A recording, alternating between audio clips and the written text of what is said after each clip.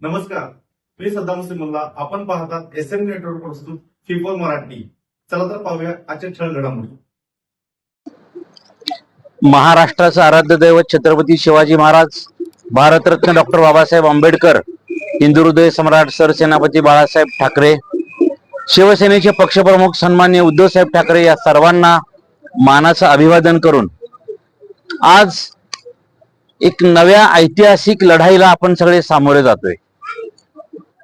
बऱ्याच कालखंडानंतर जिल्हा परिषद पंचायत समितीच्या निवडणुका या सरकारनं न्यायालयाच्या निर्देशानंतर जाहीर केल्या. खरं तर निवडणुका घ्यायला यांच्या मनात भीतीच होती, परंतु न्यायालयानं तसे आदेश दिले आणि मग ह्या निवडणुकीला सामोरं जातोय.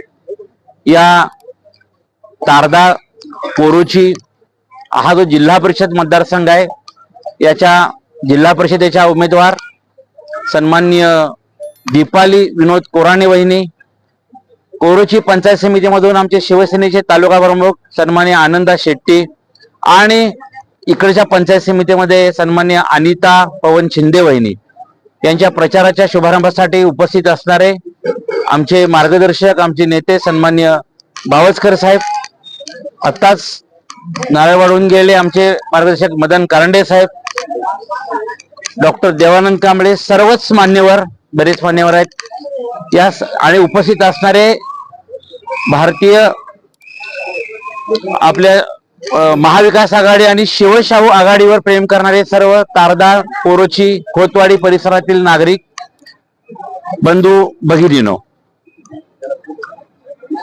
निवडणुकांचा कार्यकाळ 2022 संपल्यानंतर सुद्धा खरं तर आपण म्हणतो लोकशाहीची एक घटनेची पायमल्ली करण्यासारख्या काही घटना की या प्रशासकांच्या ताब्यात द्यायचं आणि मनमानी कारभार करायचा. आपल्या ग्रामीण विकासाची नाडी पंचायत समिती किंवा जिल्हा परिषद म्हणून आपण ओळखतो आणि या माध्यमातून एक मिनी मंत्रालय आपले सदस्य तिथं जातात आणि आपल्या विभागाचं खरं तर प्रगतीचं काम या माध्यमातून होत असतं. परंतु कुठेतरी या सरकारच्या मनामध्ये एक भीती होती की आज जनतेचा जो प्रक्षोभ बघायचा आणि मग ह्याला पर्याय त्यांनी काढला की जसं बावस्कर साहेबांनी सांगितलं की पैशातून सत्ता आणि परत सत्तेतून पैसाच मिळवायचा. या पावसाळ्यात जेवढा पाऊस बघितला नाही तेवढा पाऊस आम्ही या महानगरपालिका आणि नगरपालिकेच्या निवडणुकीत बघितला. तो पैशाचा पाऊस होता आणि आताही येणाऱ्या पुढच्या 2-3 दिवसात हे दुसरं काही करू शकणार नाहीयेत, कारण विकास कामांचा अजेंडा एवढे शेकडो कोटीचे आकडे वर्तमानपत्रातल्या जाहिराती आपण बघतोय, पण इकडे येताना रस्ते कुठे आहेत?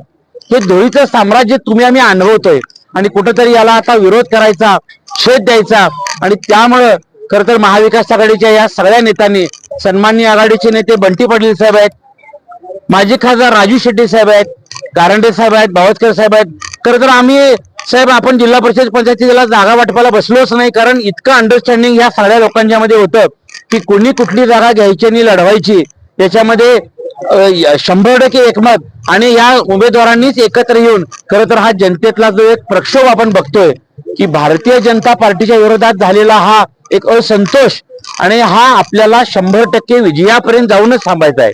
आज ज्या क्षणाला आपल्या उमेदवारी जाहीर झाल्या त्या क्षणाला या परिसरातलं वातावरण, मला खरं तर विशेष कौतुक आमच्या मित्राचं विनोदजींचं करायचं आहे की इतका दबाव, इतकी आमिष आणि बरंच काही जे राजकारण तुम्हाला सगळ्यांना ते माहिती आपण पाहतोय, पण याच्यामध्ये कुठेही न डगमगता एक स्वाभिमानानं एक कार्यकर्ता आपल्या समोर उभा आहे आणि आपल्याला त्याच्या बरोबर उभं राहायचे खरं तर आपलं हे कर्तव्य आहे. येणाऱ्या 5 तारखेला आपल्याला या तिन्ही उमेदवारांना सभागृहात पाठवायचं आहे आणि आपल्या प्रभागाचं भवितव्य आपल्याला बदलायचं आहे. नसेल तर मग परत हे जे चाललेलं आहे हे असंच राहणार आहे.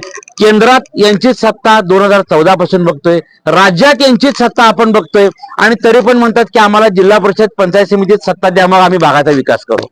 मग त्या आमदारकी आणि खासदारकी तुमच्याकडे दिलेली आहे कशाला जनतेनं? त्या माध्यमातून गेल्या वर्षभरात तुम्ही काय केलं? इकडं कोणतेही महत्वाचे प्रश्न मार्गाला लागलेले नाहीयेत आणि तेच प्रश्न घेऊन तेच लोकांना परत आता खोडं बनवायचं काम, आणि मला वाटतं यावेळेला जनता हे कदापि सहन करणार नाही. मी या निमित्तानं आज खरं तर पत्रकार महोदयांना माझी विनंती आहे की हा जो काही लोकांचा आवाज किंवा लोकांच्या जनभावना त्या सर्वसामान्य लोकांपर्यंत पोहोचवायचं तुम्ही एक प्रभावी माध्यम आहात. या निमित्ताने मी एक आवाहन करीन, तारदाळ आणि खोतवाडी या परिसरातील लोक किंबहुना कोरोची की आपण या तीनही आपल्या आघाडीच्या उमेदवारांना प्रचंड मतांनी विजयी करूया, सभागृहात पाठवूया आणि एक नवीन विकासाचं पर्व सुरू करूया. मी एवढं बोलतो आणि मी थांबतो. जय हिंद, जय महाराष्ट्र.